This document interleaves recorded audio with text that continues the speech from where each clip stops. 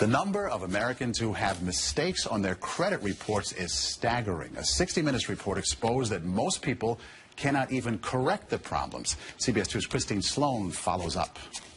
Meg Pasternak says a mistake on her credit report nearly destroyed her credit. We had to present so much documentation to say this wasn't ours, and then we still had to pay something to get rid of it. Pasternak says it took months to resolve the problem. You feel kind of helpless because they got you under the gun if you need to get a new car or a house or for anything. Pasternak is not alone in her frustration. A new government study finds up to 40 million Americans have mistakes on their credit reports. But an investigation by Steve Croft on 60 Minutes finds most people get nowhere trying to correct an error. Ohio's Attorney General tells Croft that is a clear violation of a federal law. The federal law says that if you believe that there is a mistake, you can go to them and they have an obligation to do a reasonable investigation.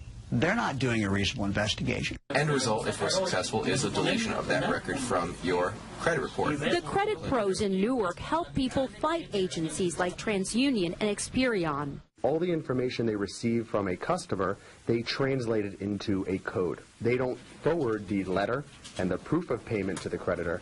They just forward the 3-digit code. So the best way to protect yourself? Go directly to the creditor rather than going to the credit bureau themselves. Another good habit to get into, check your credit report periodically to make sure there are no changes.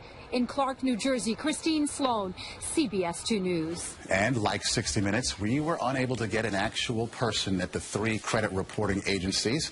60 Minutes was referred to the spokesperson for the agencies, who provided a statement citing an industry-sponsored survey that showed 90